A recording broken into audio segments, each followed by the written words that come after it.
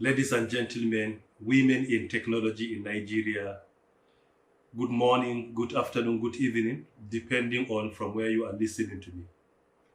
Firstly, I begin by appreciating the women in technology in Nigeria for putting two responsibilities on my shoulder. Number one, as the chairman of the event, and secondly, as the keynote speaker.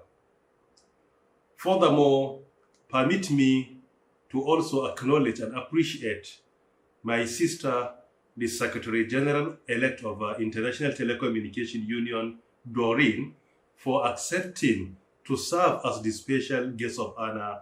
And this could be her first public event internationally after winning the position of Secretary General-elect of the ITU in Bucharest.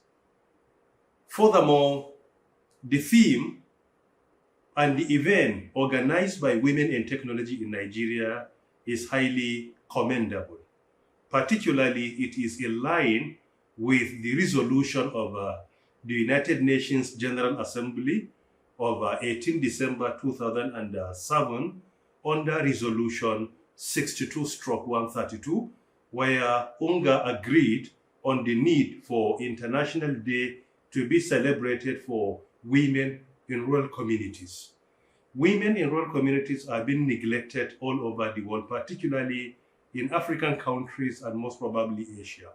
There is need for us to ensure that in whatever we do, we carry them along. Furthermore, the percentage of women in technology, particularly ICT, is still very low. If you look at it globally, the percentage of women in ICT is averagely 26.7%.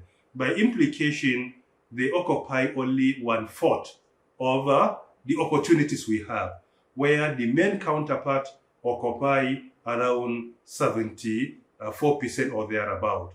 This is indeed worrisome. There is need for initiatives that will support women, particularly in our rural communities. And that is why, as my position as the Minister of Communications and Digital Economy in Nigeria, if you look at our National Digital Economy Policy and Strategy for a Digital Nigeria, under pillar number 2, digital skills, and also under pillar number 7, digital society and emerging technologies, you will discover that in whatever we do, we carry women along.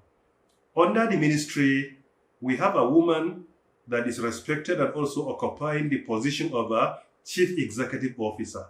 In our ministry, we also ensure that among the chairmen of the board, one of them at least is a woman.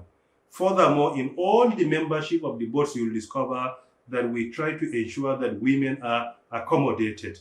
Women occupy directorate position as director, deputy directors, and assistant directors in our various parastatals and the ministry itself. As my position as the chairman of a World Summit on the Information Society, which is under the United Nations appointed by ITU, under that position, we also ensure that there is inclusive of women in whatever we do. On the 2nd June 2022, I was in Geneva, where I chaired a session, and part of the issues discussed critically is to ensure inclusiveness of women in whatever we do. We will continue to prioritize women as the chairman of WISIS 2022, and we will continue to ensure inclusiveness of women as the Minister of Communications and Digital Economy, and also as a university teacher, I will continue to ensure that in whatever we do, women in rural communities are carried along and they are supported. Finally, I want to specially appreciate the women in technology in Nigeria for organizing this event. On behalf of the federal government of Nigeria, we are very proud of you and we wish you all the best. You won a position in WISIS 2022 and I collected the award on your behalf and I presented to you on the 10th of August 2022 in my office. And in addition to that, I have presented a special commendation from the federal government of Nigeria. We will continue to support you. We will continue to stand by you. We will continue to ensure that women are carried along, particularly in our rural communities.